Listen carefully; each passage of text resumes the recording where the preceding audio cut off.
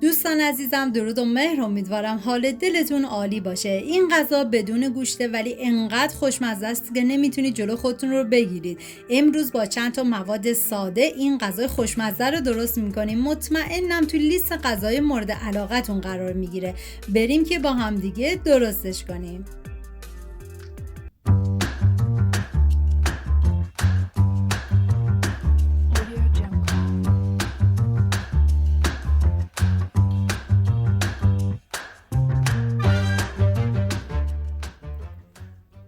نیاز به بادمجون دارین که من از 7 عدد بادمجون متوسط استفاده کردم. پوستش رو میگیرم و به صورت مکعبی خورد میکنم. این غذا برای 6 نفر در نظر گرفته شده که شما به اساس تعداد نفرات باید مواد رو کم و زیاد کنید و این که من اندازه های دقیق تک تک مواد رو داخل دیسکریپشن نوشتم. بعد از اینکه بادمجون رو خورد کردید بریزید داخل یه ظرف و مقداری آب بهش اضافه بکنید و نمک بریزید و به مدت نیم ساعت بذارید کنار تا ترخی بادمجون گرفته بشه و بعد از اون باید بادمجون رو داخل صافی بریزید و بذارید تا کاملا خوش بشه. و ما نیاز به پیاز داریم که من از 2 عدد پیاز متوسط استفاده کردم که شما میتونید از 1 عدد پیاز بزرگم استفاده بکنید و به صورت نگینی ریز خوردش میکنم و حتی شما میتونید پیاز رو با دنده درشت رنده بکنید. این دیگه کاملا سلیقه‌ایه. و حالا داخل تابه من مقدار کره حیوانی ریختم و بعد از اینکه داغ شد پیازی که ریز کرده بودم و بهش اضافه میکنم و هم میزنم و میذارم تا پیاز کاملا سرخ بشه.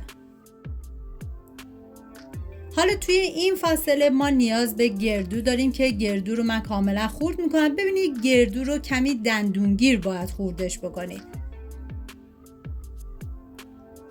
و حالا نیاز به رب گوجه فرنگی دارین که من میریزم داخل ظرف. از 2 قاشق غذاخوری رب گوجه فرنگی من استفاده کردم و 2 قاشق غذاخوری رب انار. اگه رب انار ملس استفاده کردین حتما از 1 قاشق شکر هم استفاده بکنین که من از رب انار شیرین استفاده کردم. و 1 قاشق غذاخوری سرپر نعنا خشکم اضافه کردم. اگر نعنا خشک نداشتید مرزه میتونین استفاده کنید. و گردو رو هم بهش اضافه میکنم. ادویه هم شامل پودر تخم گشنیز، فلفل قرمز و نمک. 1 لیوان آب بهش اضافه میکنم و هم میزنم تا همه مواد با هم دیگه مخلوط و یک دست بشن و بهتون پیشنهاد میکنم دست به کار بشین و این غذای فوق العاده خوشمزه رو درست کنین که هر کی بخوره عاشقش میشه. بعد از اینکه پیاز سرخ شد حالا ادویه‌ها که شامل نمک، پودر تخم گشنیز، فلفل قرمز یا فلفل عنابی، زردچوبه و فلفل سیاه بهش اضافه میکنم و هم میزنم و میذارم ادویه ها تف بخورن و عطر ادویه ها آزاد بشه. و حالا موادی که با همدیگه ترکیب کردیم به پیاز اضافه میکنم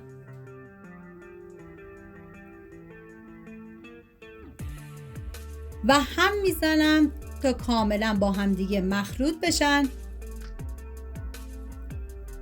و 2 لیوان آب ولرم بهش اضافه میکنم و میذارم به مدت نیم ساعت الی 35 دقیقه این سس کاملا بپزه و جا بیفته. واقعا جای تک تک شما دوستان عزیز خالی. نمیدونم از خوشمزگی این غذا بگم یا از عطر و طعم بوی فوق العاده خوشمزه و لذیذش. حالا توی این فاصله من داخل تابه مقداری روغن سرخ کردنی ریختم و بعد از اینکه داغ شد بادمجونا رو بهش اضافه میکنم و میذارم به مدت 10 دقیقه بادمجون کمی بپزه و بعد از اون سرخ بشه. ببینید این مرحله کاملا سلیقه‌ای هست. شما اگر دوست نداری که فرم بادمجون به هم بخوره میتونید اصلا بادمجون رو سرخ نکنید و بعد از اینکه سس آماده شد بادمجون رو بهش اضافه بکنید. و حالا من دیگه بهش زمان میدم تا بادمجون نرم بشه و بعد از اون سرخ بشه.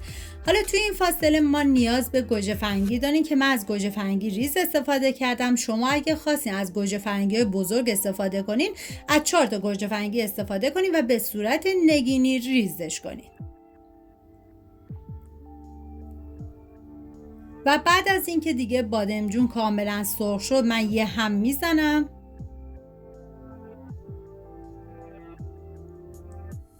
و گوجه فرنگی رو بهش اضافه میکنم و میذارم یه تفت خیلی مختصری بخوره و بعد از اون دیگه زیر حرارت رو خاموش میکنم.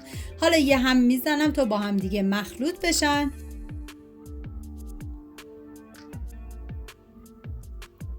و حالا میریم سراغ سسمون که دیگه کاملا جا افتاده. من یه هم میزنم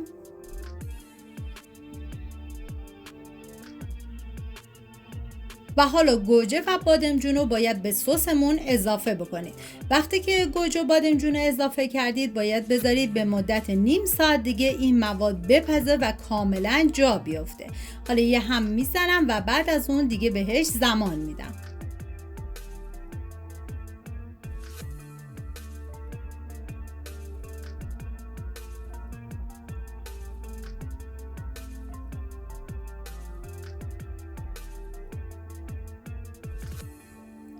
و این هم از غذای خوشمزه ما. امیدوارم درست کنیم و در کنار خانواده از خوردنش لذت ببرید.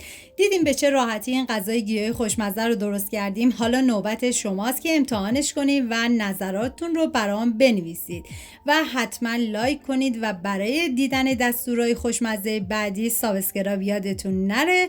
تا ویدیوی بعدی مواظب خودتون و خوبی هاتون باشید. تا درودی دیگر، بدرود.